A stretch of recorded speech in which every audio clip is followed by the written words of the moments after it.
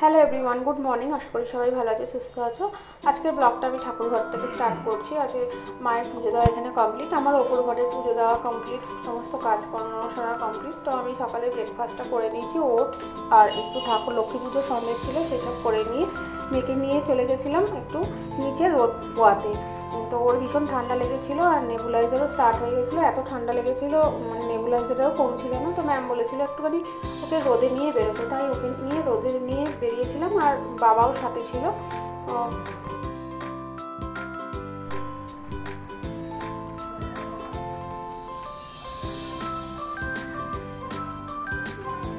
বাজার না, বাজারে যাবে না, যাও।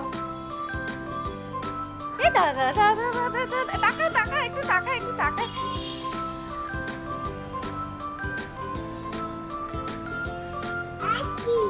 আসছি,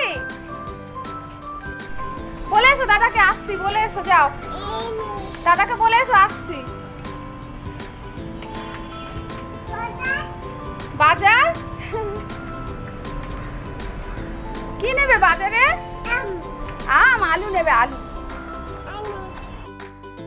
তারপরে বেলা হয়ে যাচ্ছিল, তাই মেয়েকে আবার ওপরে নিয়ে গেলাম, নিয়ে গিয়ে ওকে একটু গা স্পঞ্জ করিয়ে দিয়ে খাইয়ে তারপরে আমি একটু ধনেপাতার বড়া ভাজছিলাম, কারণ আজকে বেশি কিছু রান্নার ছিল না, ঠান্ডা পড়েছিল বলে, তাই মা খিচুড়ি করেছে আর আমি একটু ধনেপাতা কুচিয়ে বেসনের বড়া করছিলাম। আর তারপরে আবার একটু সন্ধ্যেবেলা মানে রাতের খাবারের জন্য একটু আলুর দমের আলু সেদ্ধ করে রাখছি। কি করবে? সিসি পপে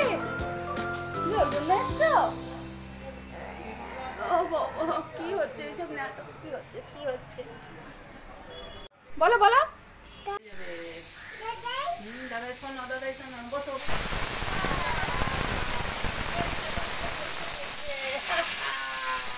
নমো করে নমো, মাথায় হাত দাও। সন্ধ্যায় একটু চা বসিয়ে দিয়েছি, তারপরে আলুটা সেদ্ধ করে রেখেছিলাম, আর আলুর দম হবে আর কচুরি হবে। শীতকালে খিচুড়ি কচুরি আলুর দম ভীষণ ভালো লাগে। তো দুপুরে হয়েছিল খিচুড়ি আর ধনেপাতার ঝাল ঝাল করে বড়া, আর এইবেলা হচ্ছে মানে রাতের ডিনারে হচ্ছে ঝাল ঝাল করে আলুর দম আর হচ্ছে কচুরি। কচুরির পুরটা মা করেই রেখেছিল আর আলুর দমটা আমি করছি। আর নতুন আলুর দম একদম ভালো লাগে না। দুপুরে ঠিক করেছিল ছোলার ডাল করবে, তো বর বললো ঝাল ঝাল করে আলুর দম করো। তো নতুন আলু ছিল, পুরোনো আলু ছিল না ঘরে, আর আমার একদম ভালো লাগে না নতুন আলু দিয়ে আলুর দম করতে। তো দেখো এরকম ঘেটে যায় নতুন আলুর দম দিয়ে করলে, আর কেমন মানে আলুর দমে মশলা ঢোকে না, আলুতে মশলা ঢোকে না, ওই কারণে আমার ভালো লাগে না নতুন আলুর দম। আর যতই কষিয়ে করা হোক না কেন আমার একদম ভালো লাগে না নতুন আলুর দম। তো ময়দাটা আমি মেখে নিয়েছিলাম, ময়দা মেখে রেখেছিলাম, মা এদিকে পুরগুলো ভরছে আর মেয়েও কাজ করছে। প্রত্যেক ভিডিওতে বলি আমার মেয়েও কাজ করে, মেয়েও ওইদিকে বেলনাতে ও লুচি বেলছে। দাদুর সাথে বসিয়ে রেখেছি, নালে কোনো কাজ করতে দেবে না। মা ওইদিকে কিছুটা করছে আর আমি এইদিকে মেয়ের খাবার রেডি করছিলাম। আর দেখো মায়ের লুচি ভাজা হয়ে গেছে, মেয়েকে নিয়ে এখানে দাঁড়িয়েছিলাম, তাই ভিডিওটা মানে আমি নিজে করছিলাম আর মেয়েকে কোলে নিয়েছিলাম, তাই ভিডিওটা একটু নড়ে চড়ে যাচ্ছে। আর এখানে মায়ের লুচি ভাজা হয়ে গেছে, এবার আমরা খাওয়া দাওয়া সেরে নেবো। আর মেয়েকেও একটুখানি দেওয়া হয়েছিল, কারণ ও যে ঠাম্মা বাইরে থাকলে ও দেখে যে ঠাম্মা কি করছে, তাই আর কি লুচি দেখেছে তো একটু খাবে। ওপরে ফুলকো ফুলকোগুলোও খাবে বলে ভীষণ বায়না করছিল।